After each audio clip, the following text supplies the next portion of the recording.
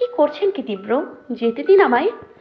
দেয়াল ঘেঁষে দাঁড়িয়ে থাকা রূপ কথাটা বলতেই তীব্র আরো জোরে চেপে ধরল রূপের কোমর, কাছে টেনে নিল নিচের দিকে, নেশালো চোখে রূপের দিকে তাকিয়ে বলে উঠল, I want to kiss you, Tibromoi, and that's right now. তীব্রর কথা শুনে রূপ চোখ বড় বড় করে তাকালো। তা দেখে তীব্র বলে উঠল, অমন করে তাকিয়ে থেকে লাভ নেই তিব্রময়ী। I want kiss at any cost. রূপ পারছে না মাটির নিচে ঢুকে যেতে। এইসব কথা কেন বলছে তীব্র? ও কি বোঝে না এতে রূপের লজ্জা লাগে খুব? তবে এইসব আর বলা হলো না, তার আগেই গালে তীব্র ঠোঁটের স্পর্শ পেয়ে চোখ বন্ধ করে নিল রূপ। তীব্র রূপের আরেক গালেও নিজের ঠোঁটের স্পর্শ দিল, এরপর কপালে বেশ গভীর ভালোবাসার স্পর্শ এঁকে দিল। রূপ চোখ খুলতেই তীব্র হতাশ কণ্ঠে বলে উঠল, আমি চাইলেও তুমি দেবে না, তাই আমি নিজেই নিয়ে নিলাম। বলে রূপকে ছেড়ে দাঁড়ালো। রূপ বেশ বুঝতে পারছে তীব্রর অভিমান, তাই নিজের সব লজ্জা সাইডে রেখে তীব্রর দিকে এক পা এগিয়ে গেল। হঠাৎ রূপকে এগোতে দেখে তীব্র ওর দিকে তাকাতে রূপ মৃদু কণ্ঠে বলে উঠল, আপনি একটু নিচু হন না তীব্র, আমি আপনার কপালটা নাগাল পাচ্ছি না। রূপের কথা শুনে তীব্র অবাক হলো, তবে খুশি হলো বেশ। তার তীব্রময়ী এগিয়েছে একটু, এতেই কম কি। তাই দেরি না করে রূপের কোমর জড়িয়ে উঁচু করে নিল। রূপের পুরো ভর এখন তীব্রর উপর। শূন্যে ভাসে ও। তীব্র কাজে মৃদু হেসে নিজের প্রিয় পুরুষটাকে ভালোবাসার প্রথম স্পর্শ এঁকে দিল তীব্রর কপালে। চোখ বুজে সেটা অনুভব করল তীব্র। বুকে বয়ে গেল সুখের ঝড়, যা কাউকে বোঝাতে পারবে না। তবে রূপ খুব করে অনুভব করল তীব্র আন্দোলন করা ঠোঁটের তৃপ্তিময় হাসি, যা রূপকে তৃপ্ত করল। রূপ তীব্রর গলা জড়িয়ে ধরে থাকলো বেশ কিছুক্ষণ। তীব্রতা দেখে রূপের মুখে ফু দিতেই রূপ চোখ খুলে তাকালো। তীব্র বাঁকা হেসে বলে উঠল, আরও কিস করবে তিব্রময়ী? ধরে থাকবো আরও কিছুক্ষণ। তীব্রর কথায় রূপ লজ্জায় নেমে আসতে চাইল, তবে তীব্র ছাড়ল না। রূপের কপালে আবারও ঠোঁটের স্পর্শ দিয়ে নামিয়ে দিল রূপকে। জড়িয়ে ধরতেই রূপও মাথা গুজে দিল তীব্রর বিশাল বুকে। রূপের ছোট্ট দেহটা মুহূর্তে তীব্রর আড়ালে চলে গেল। ভালোবাসার আরও একটু সুন্দর মুহূর্ত কাটালো ওরা। আনন্দঘন মুহূর্তে আরেকটা ক্ষণ সাক্ষী রইল। ভালোবাসা কতই না সুন্দর, তবে সেটা দুজনকেই সাজিয়ে নিতে হয়, তবেই না সুন্দর হয়ে ওঠে। যার রূপ তীব্র দুজনেই সাজিয়ে নিয়েছে। দুজনেই দুজনকে ভালোবেসে ও অপ্রকাশিত রেখেছে সেই ভালোবাসা। সব ভালোবাসা প্রকাশ করতে নেই, কিছু কিছু ভালোবাসা অনুভবে বুঝে নিতে হয়, যা সর্বদাই সুন্দর মুহূর্তের সাক্ষী হতে রয়। বিয়ে শেষ হতেই হাসি আড্ডায় মেতেছে সবাই। কমিউনিটি সেন্টারে নববিবাহিত বরবউকে কেন্দ্র করে সব বসে আছে সব ইয়াংরা। বেগম আর মৃন্ময়ের এক পাশে মন, আরেক পাশে রূপ বসে আছে। পাশের বড় সোফায় রোহান বসে ফোন টিপছে। বলা ভালো ফাল্গুনির সাথে চ্যাটিং করছে। ফাল্গুনি মৃন্ময়ের পেছনে দাঁড়িয়ে আছে আর রোহানের মেসেজ দেখে মৃদু হাসছে ফোনের দিকে তাকিয়ে। আর চারিপাশে বাকি কাজিনরা বসে আছে ছড়িয়ে ছিটিয়ে। ওদের থেকে একটু দূরে সিঙ্গেল সোফায় তীব্র বসে তীক্ষ্ণ চোখে রূপের দিকে তাকিয়ে আছে। রূপ আর চোখে তীব্রকে দেখছে আর শুকনো ঢোক গিলছে। তার কারণ অবশ্যই আছে। বেগমের একটা কাজিন ব্রাদার বিয়ের সেই সময় থেকে রূপের সাথে ভাব জমানোর চেষ্টা করছে। কয়েকবার কথাও বলেছে, যা তীব্রর চোখে পড়ছে। সৌজন্য রক্ষায় রূপও হেসে হেসে কথা বলেছে, আর সেটা দেখেছে স্বয়ং যমরাজ। ব্যাস সেই থেকেই রেগে আছে। তীব্র রেগে থাকাটা স্বাভাবিক, কারণ তীব্র ইশারায় কয়েকবার বারণ করেছে রূপকে কথা না বলতে, এড়িয়ে চলতে। কিন্তু ছেলেটা নিজেই রূপের পেছন ঘুরঘুর করছে। এতে রূপের দোষ কোথায়? সবার আড্ডার মধ্যেই হঠাৎ করে সেই ছেলেটা অর্থাৎ রিক বলে উঠল, হেই রূপ, তুমি ঠিক আছো তো? এমন নার্ভাস হচ্ছ কেন? রূপ ফট করে রিকের দিকে তাকালো। এই ছেলে আজ রূপের মরণ নিয়েই শান্ত হবে। কার সামনে কি বলছে? হায়, আজ রূপ শেষ। এদিকে বাকিরা মুখ চেপে হাসছে। মৃন্ময় তো বলেই বসলো, আরে ব্রো, আমাদের রূপ অনেক ভয় পায়, তাই সবসময় নার্ভাস থাকে। ওর কথা শুনে যারা যারা রূপ আর তীব্রর ব্যাপারে জানে তারা শব্দ করেই হেসে দিল। তীব্র তো পারছে না চোখ দিয়ে ভর্ষ করে দেবে মৃন্ময়কে। ওকে আরো রাগাতে মেঘ বলে উঠল, হ্যাঁ সেটাই তো, রূপ অনেক ভয় পায়। তার কারণ হলো সবসময় বেচারার আশেপাশে ওর চমড়াজ করে বেড়ায়। ভয় পাওয়াটা স্বাভাবিক, তাই না? বলেই উচ্চস্বরে হাসতে লাগলো। বাকিরাও তাল মেলালো। বেচারা রূপ পারছে না এখান থেকে উঠে যেতে, আর না পারছে এখানে থেকে যমরাজের রাগের শিকার হতে। রিক ওদের কথা শুনিয়ে বলে উঠল, কিন্তু এত ভয় পাওয়ার কি আছে? এখানে তো আমরা সবাই আছি, তাই না? রিকের কথা শেষ হতেই মন দাঁত কেলিয়ে বলল, ওইসব আপনি বুঝবেন না রিক্তা, ওটা অনেক গভীর বিষয়। মনের কথা শুনে রূপ দ্রুত চিমটি কাটল ওর কোমরে। মন ব্যথাতুর চোখে তাকাতেই ইশারায় দেখালো রোহানের দিকে। মন আর কিছু না বলে চুপ করে গেল। যদিও রোহান কিছু শোনেনি, কারণ ওর কানে ইয়ারফোন ছিল। ওদের হাসি আড্ডার মাঝেই খেতে ডাক পড়ল সবার। সব ইয়াংরা বর বউয়ের সাথে খাবে, তাই আর দেরি করল না, কারণ ইতিমধ্যে বেশ রাত হয়ে গেছে। খাবার টেবিলে হলো আরেক কাণ্ড। রূপের এক পাশে তীব্র, আরেক পাশে রিক বসেছে। রিক সমানে এটা ওটা বলে যাচ্ছে, আর তীব্র রাগে রূপের হাত শক্ত করে ধরে রেখেছে। যদিও সেটা লোকচক্ষুর আড়ালে, ওদের দুজনের মাঝে বসে রূপ পড়েছে মহা বিপদে। এদিকে ওদের মুখোমুখি বসে তীব্র আর রূপের বন্ধুমহল মজা লুটতে ব্যস্ত। রোহান ফাল্গুনিকে জোর করে পাশের টেবিলে বসিয়েছে, একটু আলাদা টাইম কাটাতে। সেটা কেউ লক্ষ্য করেনি, কারণ ওরা তো তীব্র রূপকে নিয়ে ব্যস্ত। এর মধ্যে রিক বলে উঠল, এই রূপ, তুমি কিছু খাচ্ছ না কেন? Any problem? ব্যাস, এটাই ছিল তীব্রর রাগ সপ্তম আকাশে তুলতে। ও রূপের হাত শক্ত করে ধরে দাঁতে দাঁত চেপে বলে উঠল, ও বাচ্চা নয় রিক, তাই ওর খাবার হলে খাবে, না হলে নয়। তুমি ওকে কেন জিজ্ঞেস করছো বলো তো? তীব্র শান্ত কণ্ঠে এমন কথা শুনে রিক কিছুটা থতমত খেল। তাও নিজেকে সামনে নিয়ে বলে উঠল, এটা কেমন কথা তীব্র চৌধুরী? ও এমনিতেই রোগা পাতলা, তার উপর এতটুকু খেলে তো। রিকের কথা শেষ হবার আগেই তীব্র বাঁকা হেসে বলল, সেটা ওর বর দেখে নেবে, প্রয়োজনে রোগা থেকে মোটাও করে নেবে। তোমাকে ভাবতে হবে না, তুমি বরং খাও, কেমন? তীব্র ঠান্ডা মাথায় হুমকি শুনে রিক আর কিছু বলল না, চুপচাপ খাওয়ায় মন দিল। তবে এতে বুঝি শান্তি মিলে। রিকের ফোন আসায় ও দ্রুত খেয়ে উঠে গেল, আর এদিকে বাকিরা সবাই হাসতে হাসতে একে অপরের গায়ে ঢলে পড়তে লাগলো। এতক্ষণ অনেক কষ্টে নিজেদের হাসি চেপে রেখেছিল, রিক যেতেই শুরু করে দিল। মেঘ গানের সুর তুলে বলে উঠল, পরাণ যায় জ্বলিয়া রে, বন্ধুর পরাণ যায় জ্বলিয়া রে। মন ও রূপকে ইশারা করে বলে উঠল, আমাদেরও ফাইসা গেছে মাইনকা চিপার। ওদের কথা শুনে রূপ লজ্জায় মাথা নিচু করে নিল। তীব্র মৃদু হেসে খাওয়ায় মন দিল। বাকি সবাই মজা করতে করতে খাওয়া শেষ করল। বড় এক হল রুমে সবাই একসাথে ঘুমোবে আজ। এটা বাঙালি বিয়ের আনন্দঘন মুহূর্ত। নববিবাহিত বর বউয়ের সাথে এই বিয়ের রাতটা ঘুমানো। যদিও সবার ইচ্ছে ছিল আড্ডা দেওয়ার, কিন্তু সারাদিনের ধকল, তার উপর কালকের অনুষ্ঠান, সব মিলিয়ে আজ আর আড্ডা দেওয়া হলো না। রাত 2:20 সবাই ঘুমোতে গেল। হলরুমে ছোট ছোট কতকগুলো নরম বেড রাখা আছে, ওখানেই সবাই ঘুমোবে আজ। রোহান বাড়ি চলে গেছে, কাল আবার আসবে। আর শুধুমাত্র তীব্রর জন্য আলাদা রুম রাখা হয়েছে। রাত বাড়তেই ঘুমে ঢলে পড়ল সবাই।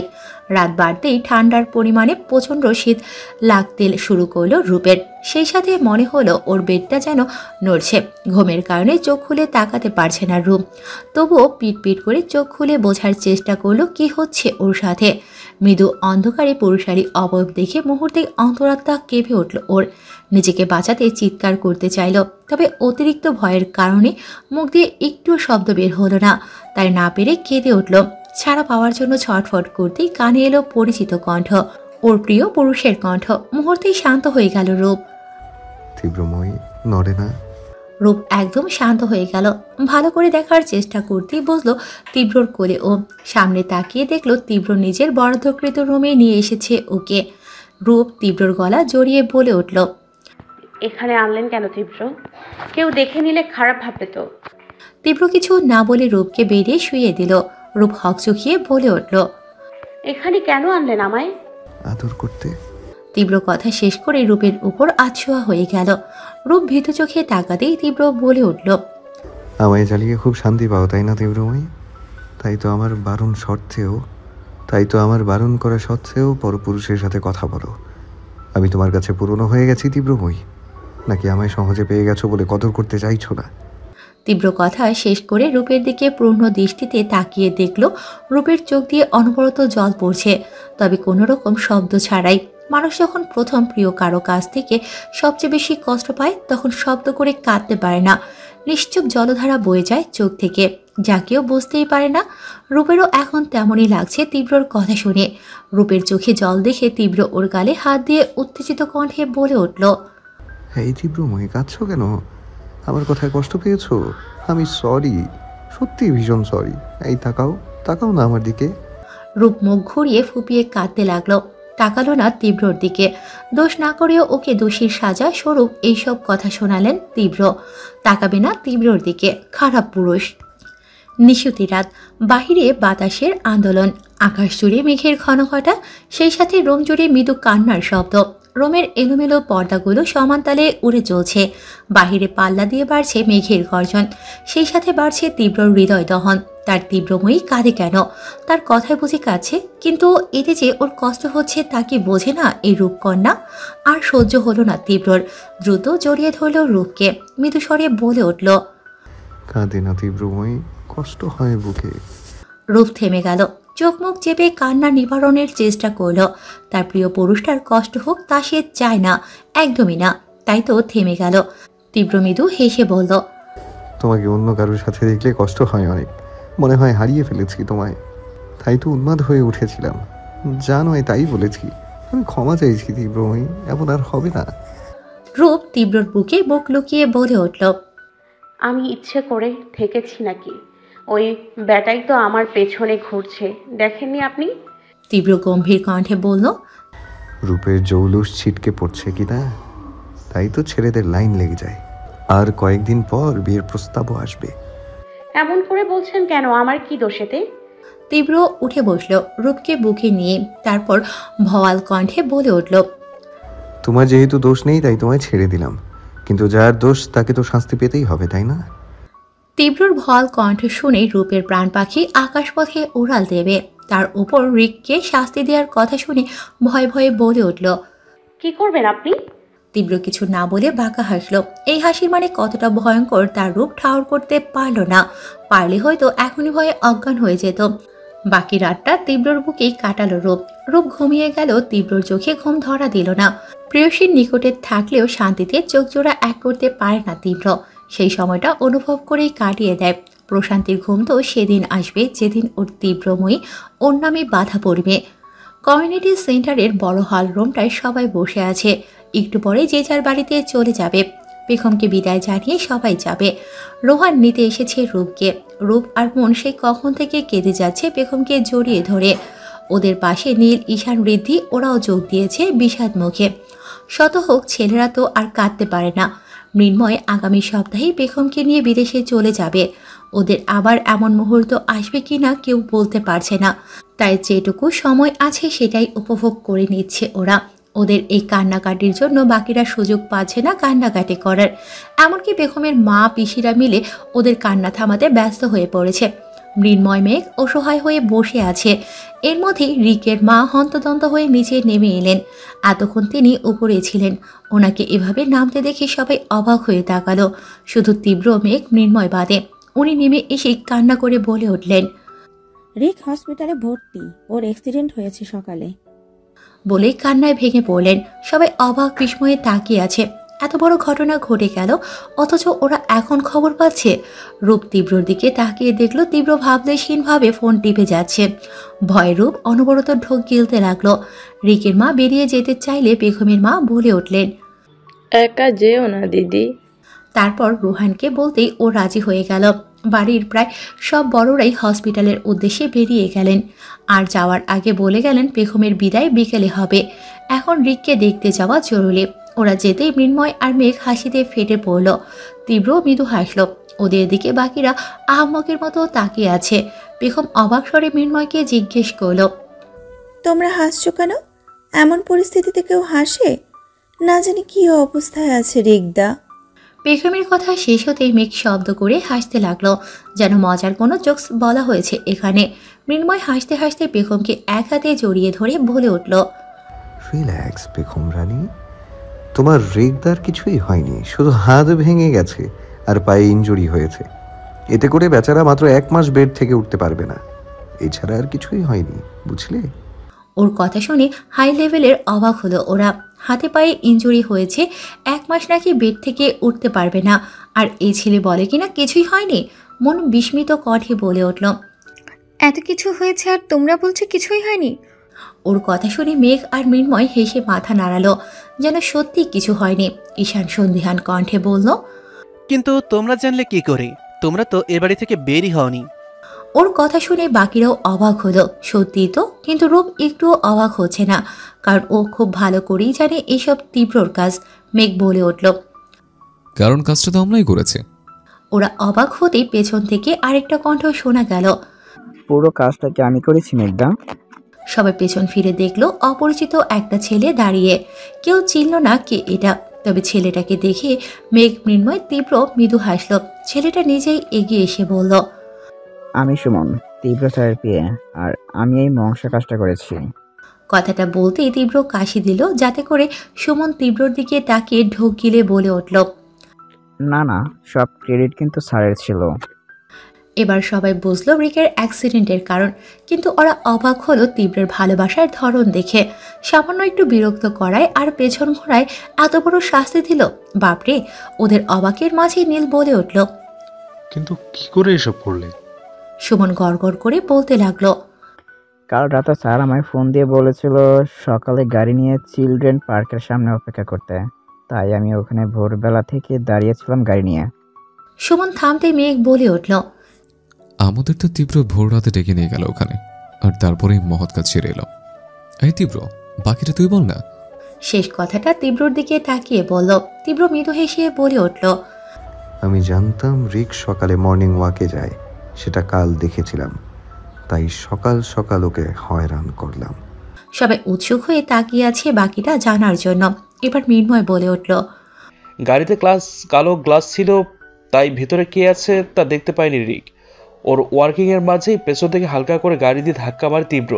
তারপর বেচারে মাটিতে পড়ে তীব্রকে গাড়ি ছুটতেই তীব্র আবার গাড়ি পিছিয়ে এনে ওর পায়ে ইনজুরি করে দেয়, আর হাতেও নিজের পড়ে গিয়ে ব্যথা পেয়েছে ও, কারণ পাশেই পাথর ছিল, সেখানে লেগে এই অবস্থা। কার প্রেমিকা সেটা দেখে তো নেবে আগে, তা না করেই পটাতে লেগে গেছে। আহারে বেচারা, চুহ চুহ। ওর কথা শুনে সবাই অবাকের শেষ প্রান্তে। তীব্র চৌধুরী কতটা ভয়ানক তা একটু হলেও সবাই বুঝেছে। রূপ অবাক হয়ে তীব্রর দিকে তাকিয়ে আছে। তীব্র তো ওর সাথেই ছিল কাল সারা রাত, তাহলে কখন বাহিরে গেল আর কখন আসলো? কিছুই টের পেল না রূপ। রূপের অবাক মুখশ্রী দেখে তীব্র বলে উঠল, আমি কিন্তু ওকে মেরে ব্যথা দিইনি তীব্রময়ী, আমি শুধু অ্যাক্সিডেন্টের অবস্থা করেছি। ও নিজেই ব্যথা পেয়েছে, আর আমি একা কিছু করিনি, ওরাও আমাকে সাহায্য করেছে, তাই ওদেরও দোষ আছে। তীব্রর কথা শুনে প্রথমে সবাই অবাক হলেও পরে শব্দ করে হেসে দিল। রূপও হাসল মৃদু। এদিকে মেঘ মৃন্ময় সুমন মুখ ফুলিয়ে তাকিয়ে আছে। মেঘ হতাশ কণ্ঠে বলল, সেটাই ভাই, যার জন্য করলাম চুরি সে বলে চোর। মেঘের কথায় আরেক দফা হাসির রোল পড়ল। ব্যালকনিতে দাঁড়িয়ে আছে রূপ। মৃদুমন্দ বাতাসে চুলগুলো মৃদু উঠে চলছে। হাতে কফির মগ নিয়ে এক মনে আকাশ দেখে চলছে। বিকেলের লালাফ আকাশটা বেশ ভালো লাগে রূপের, তবে আজ ভালো লাগছে না। তার কারণ একটু আগেই পেখম আর মৃন্ময়কে এয়ারপোর্টে সি অফ করে এসেছে ওরা সবাই মিলে। পেখমের বিয়ের 1 সপ্তাহ পেরিয়ে গেছে দেখতে দেখতে। বিয়ের রিসেপশন সব বেশ ভালোভাবেই কেটেছে, কোনো ঝামেলা ছাড়াই। তাছাড়া তীব্রর কাছাকাছি থাকতে পেরেছে, খারাপ থাকবে কি করে? এসব ভাবনার মাঝেই নিচে ডাক পড়ল।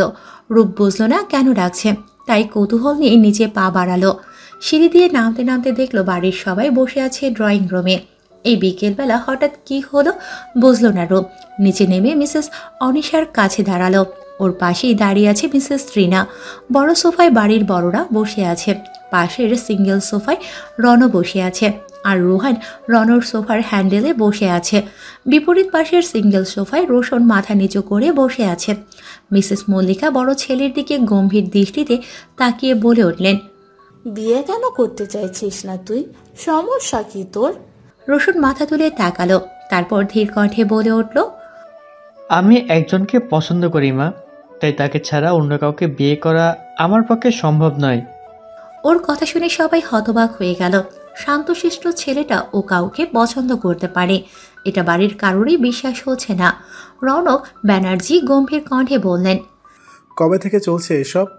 নিচু কণ্ঠে রোশন জবাব দিল, 4 বছর।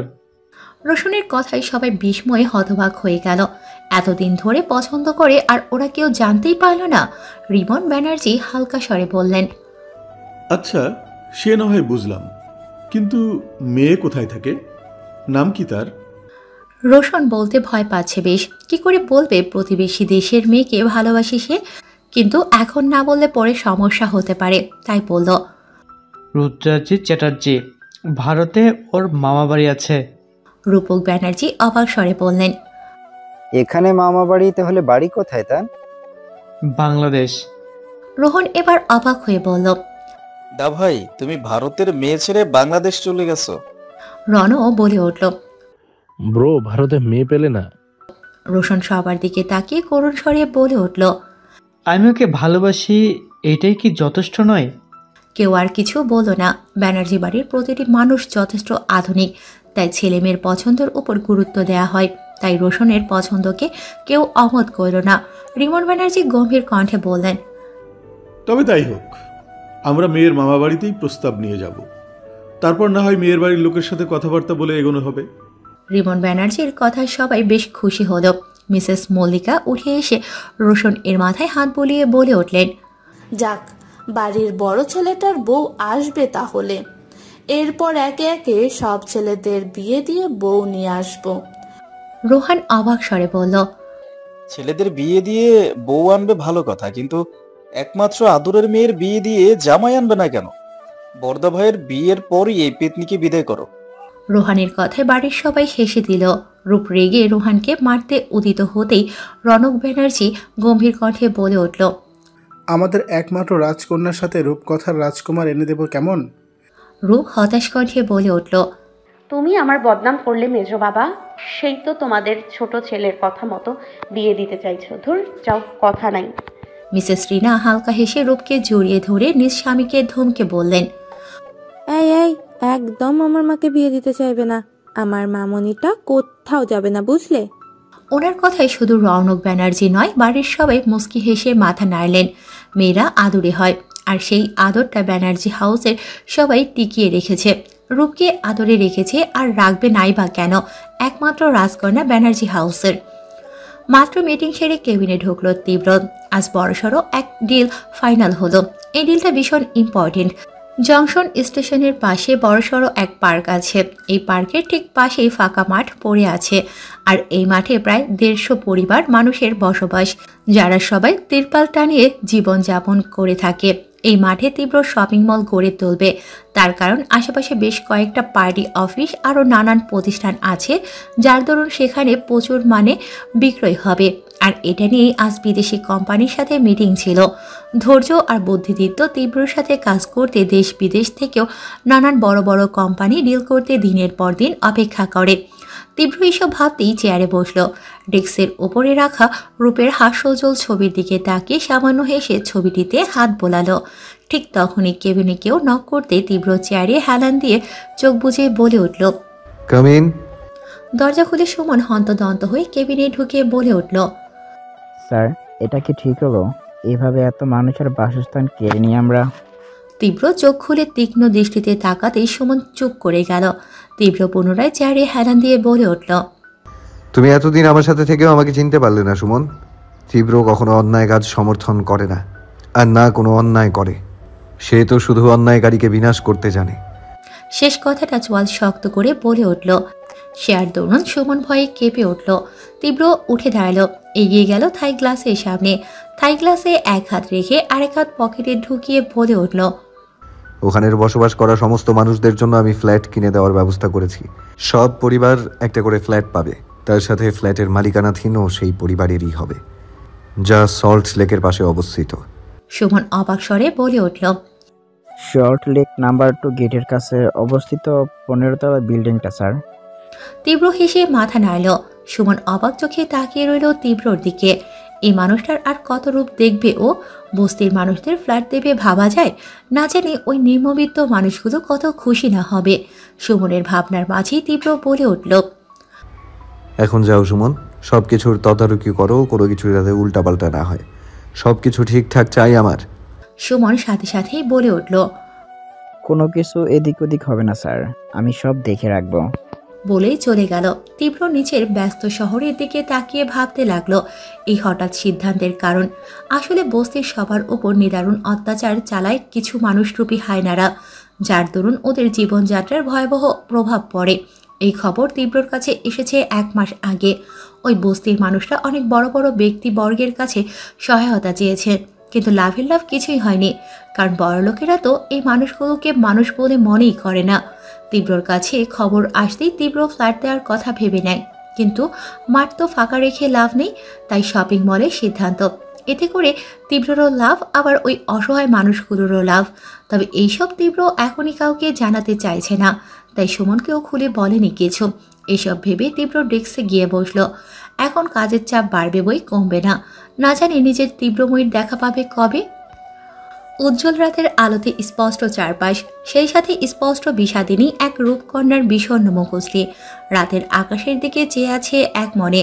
সময় গড়িয়েছে কত, কিন্তু নিষ্প্রেমিক পুরুষটির সাথে কথা হয় না প্রায় 31 ঘন্টা। সেই কাল বিকেলে এয়ারপোর্টে দেখা হয়েছিল, আর খোঁজ নেই তার। যদিও চাইলেই ফোন করা যাবে, কিন্তু রূপের কেন যেন ইচ্ছে হয় না ফোন করতে। অজানা কারণেই তীব্রর অপেক্ষায় মত্ত থাকে, তবুও ফোন দিতে ইচ্ছে হয় না, মন চায় না। তার ছোট্ট প্রেমিকার হৃদয়টা ছটফট করে বলিষ্ঠ মানবটির জন্য, কিন্তু সেই পুরুষের দেখা নেই। এতই যখন ব্যস্ত থাকবে, তবে প্রেমের ফুল কেন ফোটালো মনোদয়ে? এখন যাতনা সহ্য করছে কে? রূপের ভাবনার মাঝে কয়েকটা পায়ের আওয়াজ শুনে ভয় পেয়ে গেল ও। এত রাতে তার রুমে কে আসবে? এসব ভেবে এগোতেই দেখলো ওর 3 দাদা দাঁড়িয়ে আছে রুমে। রূপ অবাক হলো, বেশ অবাক কণ্ঠে বলে উঠল, কি ব্যাপার তোমরা এখানে? রোহান আয়েশ করে বেডে শুয়ে বলল, তোকে বেঁচে দেওয়ার জন্যই তো এসেছি বেতনি। রূপ রেগে তাকালো রোহানের দিকে। রোহান বুকে হাত দিয়ে ভয় পাওয়ার অভিনয় করে হেসে দিল। রূপ রেগে বলল, এই তোর কোনো কাজ নেই নাকি? হ্যাঁ, আমার পেছনে পড়া ছাড়া। রোহান অবাক স্বরে বলল, আরে তোর পেছনে কি পড়লো বেতনি? আমি তো তোর বেডে পড়ে শুয়ে আছি, দেখছিস না? রূপ ভেঙচি দিয়ে রণ আর রোশনের দিকে তাকিয়ে বলে উঠল, এই তোমরা কিছু বলছো না কেন ওই বাদরকে? নাকি তোমরাও ওর দলে গেছো? রোশন আর রণ এতক্ষণ মুখ চেপে হাসছিল। রূপের কথায় সিরিয়াস হয়ে গেল মুহূর্তে, যেন না হলে এখন রূপ ওদের গর্দান নেবে। রণ রূপের মাথায় হাত রেখে বলল, ওর কথা ছাড় বনু, আমরা তোর সাথে কিছু কথা বলতে এসেছি। রূপ বেশ অবাক হলো, কি এমন কথা যা বলতে এত সিরিয়াসনেস? কিন্তু এখন এত কিছু না ভেবে মাথা নাড়ল বলার জন্য। রূপের অনুমতি পেয়ে রণ তাকালো রোশনের দিকে।